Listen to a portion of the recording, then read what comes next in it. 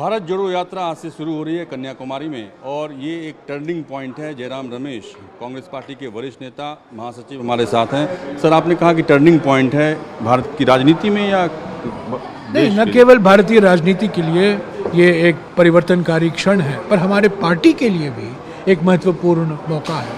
ये हमारे लिए एक संजीवनी है, हमारे संगठन को मजबूत करने के लिए एक अवसर है, हमारे पार्टी को जनता के बीच में वापस फिर से ले जाने का एक अवसर है। तो किसी दृष्टिकोण से देखिए, भारतीय राजनीति के दृष्टिकोण से, कांग्रेस संगठन के दृष्टिकोण से, ये बिल्कुल एक टर्निंग पॉइंट है। आपको लगता है कि 2024 के लोकसभा चुनाव को ध्यान में रखकर भी इस यात्रा का रूट तय किया गया है? मैं 2023 या 24 के नज़रिए से नहीं देखता हूँ। जब हम उदयपुर में मिले और जब हमने आर्थिक चुनौतियों के बारे में, सामाजिक चुनौतियों के बारे में, राजनीतिक चुनौतियों के बारे में हमने चर्चा की, ये हम इस नतीजे पर पहुँचे कि जिस तरीके से विषमताओं के कारण भारत बिखर रहा है, जिस तरह के ध्रुवीकरण के कारण भारत बिखर रहा है और राजनीतिक केंद्रीकरण के कारण भारत बिखर रहा है, भारत को जोड़ने की ज़रूरत है। और एक तरीका हमने सोचा कि भारत जोड़ो यात्रा क्यों नहीं हम निकालें। तो कन्याकुमारी से लेकर कश्मीर तक 15 मई को कांग्रेस अध्यक्ष ने इसकी घोषणा की उदयपुर में, और 4 महीना लगा और आज हम कन्याकुमारी में हैं। और इस महान पदयात्रा जो राहुल गांधी जी ने कहा है उनके लिए एक तपस्या के माफिक है, उसकी शुरुआत आज शाम को होने वाली है। रामलीला मैदान में जो राहुल गांधी ने कहा था कि हमारा कोई नहीं है, ये सोच के आगे बढ़ना है और इसीलिए हमने भारत जोड़ो यात्रा की शुरुआत। हाँ बिल्कुल, उन्होंने कहा जो डरते हैं वो नफरत फैलाते हैं, जो डरते हैं वो धमकी देते हैं।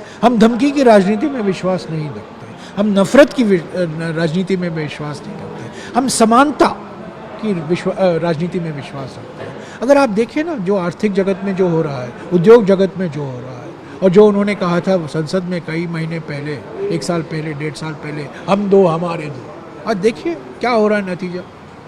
तो ये विषमताएं बढ़ रही हैं महंगाई के कारण, बेरोजगारी के कारण, GST के कारण, और जो राज्यों के हक छीने जा रहे हैं, जो संवैधानिक हक है, राजनीतिक जो संवैधानिक संस्थाएं हैं, उसका नज़रअंदाज किया जा रहा है। और आप देख ही रहे हैं, धर्म के नाम पर, भाषा के नाम पर, जाति के नाम पर जिस तरीके से समाज को बांटा जा रहा है, जिस तरीके से विभाजनकारी विचारधाराओं को प्रोत्साहन मिल रहा है, तो इसके खिलाफ हम आवाज़ उठा रहे हैं। हम एक रचनात्मक विपक्ष पार्टी है, हम लंबे साल से सत्ता में थे, हमने भी सरकारें चलाई हैं, शासन का हमें भी तजुर्बा है, पर हम अभी विपक्ष में हैं। और विपक्ष में होने के नाते हमें जनता की आवाज़ जो सियासत में है, जो असंवेदनशील तरीके से शासन कर रहे हैं, उन तक पहुंचाना हमारा धर्म है।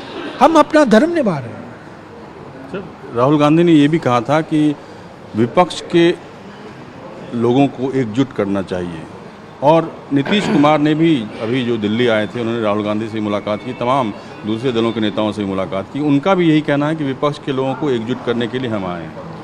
वो चलता रहेगा, वो प्रयास चलता रहेगा। कांग्रेस, ये भारत जोड़ो यात्रा कांग्रेस पार्टी की यात्रा है।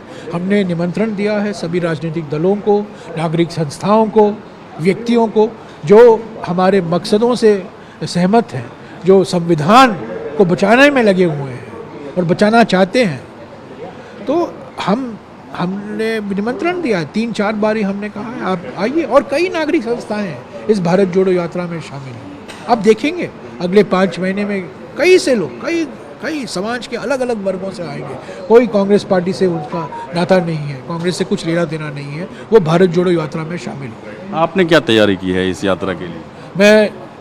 मैंने जूते खरीदे हैं पहली बार। ये बैकपैक है मेरा। तब इससे पहले आप जूते नहीं पहनते? नहीं, मैं पहनता था, पर ये एडिडास जूता मैं एडिडास जूता के खिलाफ था, पर आज पहली बार मैं एडिडास जूता खरीदा हूँ।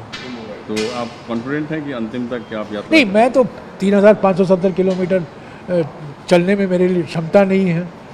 मैं पूरा यात्रा नहीं कंप्लीट करूँगा, राहुल गांधी जी करेंगे, 118 मेरे सहयोगी कांग्रेस जो नेता हैं, कार्यकर्ता हैं, वो पूरा करेंगे, पर मैं यहाँ आते जाते रहूँगा।